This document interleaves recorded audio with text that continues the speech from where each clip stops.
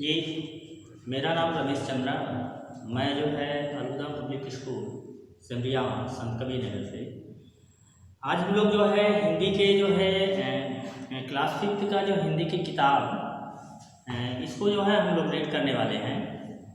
तो मयूर पंख नाम से जो है हिंदी पाठशाला क्लास 5 की बुक है। इसमें हम लोग सबसे पहले जो है हम लोग देख लेते हैं कि विषय सूची क्या क्या है। तो इस विषय सूची में हम लोग देख रहे हैं कि कुल जो है 18 जो है चैप्टर दिए गए हैं। इस 18 चैप्टर में फर्स्ट जो हमारा चैप्टर है ये मातृभूमि है। सेकंड चैप्टर दो गौरैया, तीसरा चैप्टर अमराई, चौथा चैप्टर कपड़े की कहानी, पांचवा कदम का पेड़, छठा कला का सम्मान और सातवां चक्रव्यूह का भेदन। इस तरीके से हम लोग जो है आगे जब बढ़ते जाएंगे तो टोटल जो है 1 ईयर का जो इसमें सिलेबस दिया गया है 18 जो है लेसन दिए गए हैं। तो आज हम लोग जो है सबसे फर्स्ट लेसन हम लोग देखने चल रहे हैं। जो फर्स्ट लेसन है ये मातृभूमि। लेसन फर्स्ट जो दिया गया है ये मातृभूमि दिया गया है।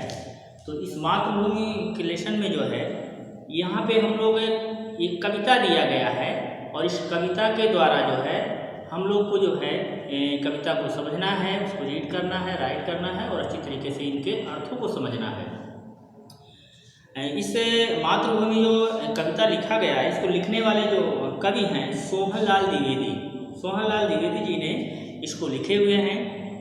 जैसा कि हम लोग जानते हैं कि मातृभूमि का मतलब होता है जन्मभूमि या इसको स्वदेश भी कह सकते हैं। जहाँ जिस धरती पर आपको जन्म होता है वहाँ की धरती को हम लोग मातृभूमि कहते हैं।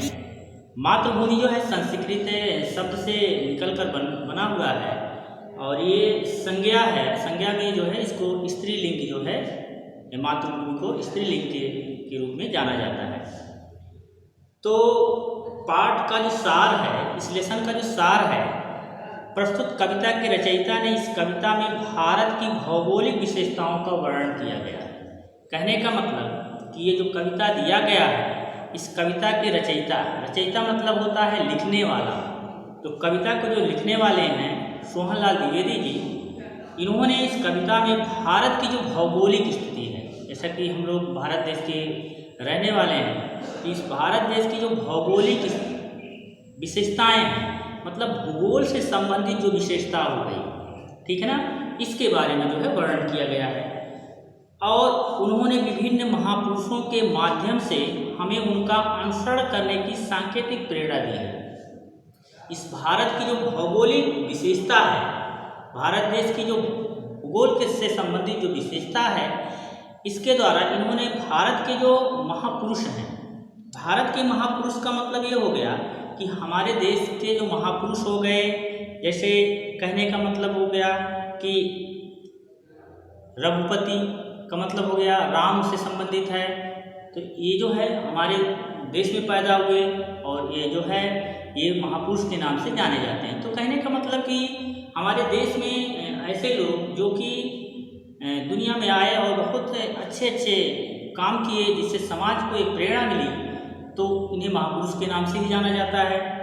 तो उन्होंने विभिन्न महापुरुषों के माध्यम से हमें उनका अनुसरण करने की सांकेतिक प्रेरणा दी। सांकेतिक प्रेरणा दी मतलब होता संकेत के रूप में उन्हें हमको जो है प्रेरणा दी। मतलब कि प्रेरणा का मतलब ये हो गया कि जैसे मान लीजिए कोई ऐसा बालक है, अगर किसी हमारे समाज में रह रहा है और कोई ऐसा काम कर जाए जिससे हमको उनके जैसा होने के लिए जो है सोचना पड़े कि हमें भी ऐसा काम करना है। सपोज दैट अगर कोई स्टूडेंट है और पढ़ लिख रहा है और पढ़ लिखने के बाद जो है तो पढ़ने लिखने के बाद जो है अगर वो कोई अच्छे जॉब में जाता है, सपोज दैट IAS हो या IPS हो, तो उसमें समाज के जो हमारे बच्चे हैं उनको क्या होता है कि वो भी प्रेरणा लेते हैं, उनसे सीखते हैं कि हमको भी ऐसा काम करना चाहिए। कवि ने हमारी जन्मभूमि व कर्मभूमि, ये जो कविता के लिखने वाले सोहनलाल द्विवेदी जी हैं, इन्होंने हमारी जन्मभूमि व कर्मभूमि, जहाँ पे हमारा जन्म हुआ साथ साथ जो हमारी कर्मभूमि है जहाँ पे हम कर्म कर रहे हैं, भारत को अनेक अलंकारों से विभूषित करते हुए उनका गौरव गान प्रस्तुत किया है। भारत को अनेक अलंकारों से ही जो है, अनेक चीज़ों से ही, अनेक तरह की बातों से ही जो है इसको जो है सजाने की कोशिश किया गया है, उसको गौरव गान प्रस्तुत किया गया है। सबसे पहले यहाँ पे शुरुआत हम लोग करते हैं, ऊंचा खड़ा हिमालय आकाश चूमता है। जैसे कि हमारा देश जो भारत है, भारत हमारा देश है, इस देश के उत्तर साइड की तरफ हमारे यहाँ एक हिमालय पर्वत है, और उस हिमालय पर्वत हमारे देश के उत्तर साइड में स्थित है। और आप लोग को बता दें कि हिमालय पर्वत विश्व की सबसे ऊंची चोटी है, 8,848 मीटर की ऊंचाई है, और ये विश्व की सबसे ऊंची चोटी है। तो ऊंचा खड़ा हिमालय आकाश चूमता है। जब हम हिमालय को देखते हैं तो ऐसा लगता है कि हिमालय जो है ऊंचा खड़ा हुआ है और आकाश चूमता है, मतलब ऐसा लगता है कि आकाश को छू रहा है, चूम रहा है। नीचे पखार पग तल नित सिंधु झूमता है। नीचे पखार पग, नीचे पखार मतलब होता है धोना, पग मतलब होता है पैर, पग तल मतलब नीचे, जब हम अपना पग तल मतलब नीचे पखार पग तल नित सिंधु झूमता है। सिंधु हमारे यहाँ एक सिंधु नदी है, और ये सिंधु नदी जो है ये भारत के उत्तर साइड में, जैसा कि पंजाब है 5 नदियों से मिलकर बना होता है, सतलज, रावी, चेनाब, झेलम और उसके बाद सिंध। तो नीचे पखार पग तल, जब इस नीचे की तरफ हम आते हैं तो देखते हैं कि सिंधु जो नदी है ये अपना पग पखारे हुए नीचे की तरफ बह रही हैं। गंगा पवित्र यमुना, गंगा हमारे यहाँ एक नदी है, यह पवित्र यमुना भी हमारे यहाँ एक नदी है। नदियाँ लहर रही हैं, मतलब गंगा, यमुना और सरस्वती, तमाम प्रकार के कई हमारे देश में नदियाँ बहती हैं जो कि लहर रही हैं, मतलब बह रही हैं। पल पल नई छटाएं पग पग छहर रही हैं। पल पल जो है नई छटाएं का मतलब होता है सुंदर दृश्य, मतलब पल पल जो है सुंदर दृश्य को जो है लहर के रूप में जो है सुंदर दृश्य को जो है प्रस्तुत कर रही हैं, दिखा रही हैं। वह पूर्ण भूमि मेरी, ऐसी जगह, ऐसा भारत देश जहाँ के उत्तर में हिमालय खड़ा हुआ है और नीचे की तरफ सिंधु नदी बह रही हैं, और गंगा, यमुना, सरस्वती नदियाँ लहर के रूप में बह रही हैं। पल पल नई छटाएं जो है, पल पल सुंदर जो है दृश्य जो है, समुद्र के दृश्य जो है चहर रही हैं। तो वह देश जो है हमारी पूर्ण भूमि है, हमारी जन्मभूमि है, हमारी स्वर्ण भूमि है। तो कहने का मतलब ऐसा देश हमारा भारत है जहाँ पे हिमालय है, नदियाँ हैं, ये नदियाँ पल पल नई दृश्य जो है, छटाएं जो है दिखा रही हैं, प्रस्तुत कर रही हैं। वह देश जो है हमारा पूर्ण भूमि है, हमारा जन्मभूमि है और हमारी स्वर्ण भूमि है। वह मातृभूमि मेरी, वही हमारी क्या है, मातृभूमि है। झरने अनेक झरते जिनकी पहाड़ियों में, वह हमारा देश जिनके झरने जो है अनेक झरते रहते हैं, मतलब झरने झरते हैं, मतलब झरने जो होते हैं पहाड़ों से जो है पानी नीचे की तरफ जो है जब बहता है, गिरता है, तो झरने के रूप में पानी गिरने को ही कहते हैं। जिसकी पहाड़ियों में, मतलब पहाड़ों से पानी को नीचे की तरफ बहने को ही झरना कहा जाता है। चिड़िया चहक रही हैं वो मस्त झाड़ियों में, चिड़िया हैं जो कि चहक रही हैं, सुंदर सुंदर जो है झाड़ियों से जो है चिड़ियों की चहकने की आवाज़ आ रही है। अमराइयाँ घनी हैं केवल पुकारती हैं।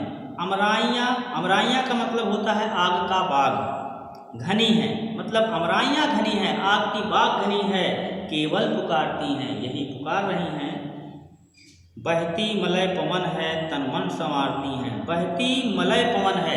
मलय पवन का मतलब होता है, मलय का मतलब होता है दक्षिणी भारत का एक पर्वत। दक्षिणी भारत में एक पर्वत है तो उसको हम लोग मलय के नाम से जानते हैं। बहती मलय पवन है तन मन संवारती हैं। जो मलय पवनें हैं वो जो है बह रही हैं और हमारे तन और मन को संवारती हैं। मतलब हमारे तन और मन को अच्छा फील होता है, अच्छा अनुभव होता है। वह धर्म भूमि मेरी, वही हमारी धर्म भूमि है, वही हमारी कर्म भूमि है, वही हमारी जन्म भूमि है, वही हमारी मातृभूमि है। जन्मे जहाँ थे रघुपति। रघुपति का मतलब होता है श्री रामचंद्र जी। मतलब हमारे देश में आप जानते ही होंगे कि हमारा देश जो है भारत है। इस भारत देश में उत्तर प्रदेश एक राज्य है। इस राज्य में जो है एक जगह है अयोध्या, एक जगह है, वहाँ पे श्री रामचंद्र जी का जन्म हुआ था। राजा दशरथ के पुत्र थे श्री रामचंद्र जी।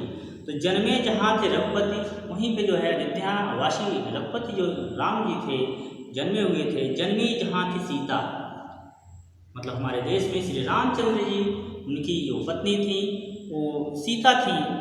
श्री कृष्ण ने सुनाई बंसी पुनीत गीता। जैसा कि आप जानते हैं कि उत्तर प्रदेश में ही मथुरा एक ऐसा जगह है जहाँ पे श्री कृष्ण जी ने जो है उनका जन्म हुआ था। बंसी पुनीत गीता, बंसी मतलब होता है बांसुरी, पुनीत मतलब होता है पवित्र, गीता मतलब श्री कृष्ण जी ने बंसी के द्वारा जो है बहुत सुंदर जो है बहुत पवित्र गीत को सुनाया। गौतम ने जन्म लेकर जिसका सुयश बढ़ाया। आप लोग जानते हैं कि गौतम बुद्ध हमारे जो है देश भारत में ही जो है उनका जन्म हुआ था।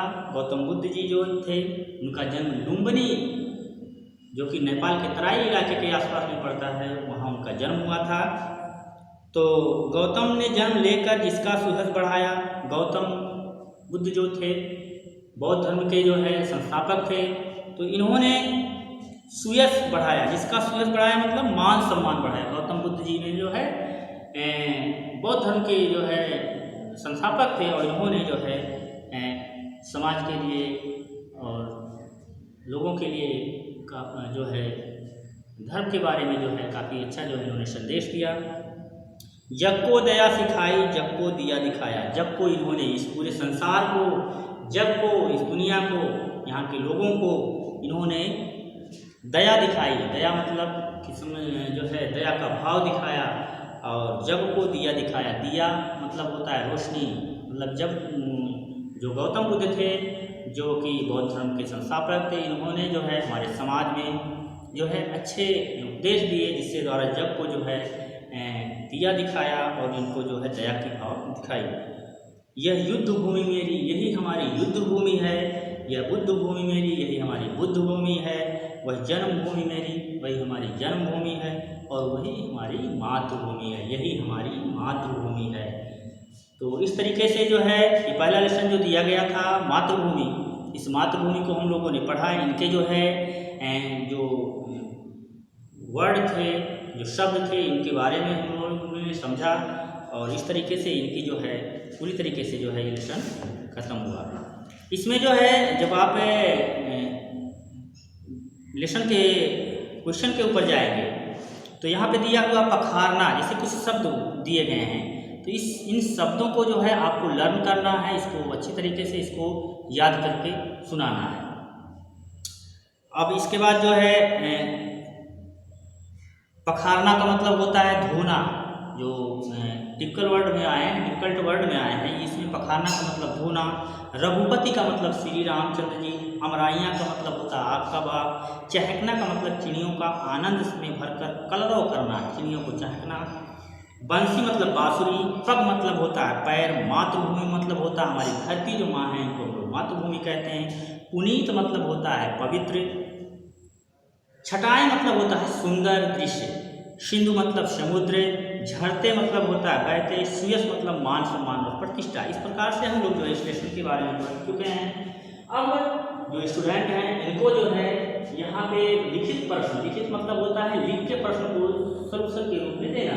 कहा दिया है सही उत्तर के सामने सही का चिन्ह लगाइए। जैसे कह रहा आकाश को कौन चूम रहा है। अब इसमें फर्स्ट जो है दिया गया हिमालय, सेकंड में भारत, पेड़, ईश्वर। तो आपको बताया गया है कि आकाश को कौन चूम रहा है। आपको पता है भारत के पग को कौन पखारता है, तो भारत के पग को कौन पखारता है, इसको आपको जो है बताया गया है।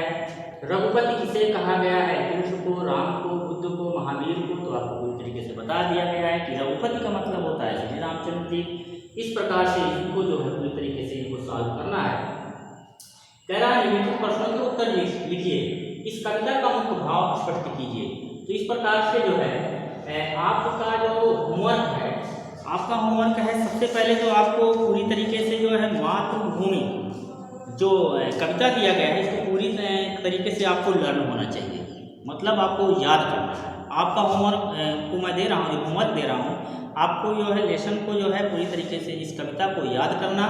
और सेकंड जो होमवर्क है इसमें जो है जो हमारे शब्द अर्थ हैं, जो डिफिकल्ट शब्द अर्थ हैं, पखारना से लेकर और मलय तक, ये शब्द अर्थ जो है इसको आपको जो है याद करके सुनाना है। इसके साथ साथ जो है लिखित प्रश्न में सही उत्तर के सामने सही का चिन्ह लगाइए, 1 2 3 इनको आप पूरी तरीके से कर लीजिएगा। और करने के बाद जो है व्हाट्सअप नंबर आपको दिया गया है, उस पर आपको व्हाट्सअप कर देना है। उसके बाद जो है उसको अपने स्तर से चेक करके आपको बता देना है कि आपकी गलती कहाँ है, कहाँ से आप मिस कर रहे हैं। मैं कल जो है क्वेश्चन नंबर यहाँ पे दिखा दिया है, लिखित प्रश्नों के उत्तर दीजिए 1 से लेकर 5 तक, इसको सॉल्व करा दूंगा, लिखवा दूंगा। नीचे दी गई पंक्तियों का अर्थ लिखिए, इसका अर्थ लिखवा दूंगा। उच्चारण व लेखन में अभ्यास इसको भी करवा देंगे। इस तरीके से आपका होमवर्क जो है इतना दिया गया है। तो थैंक यू आप सभी लोगों को।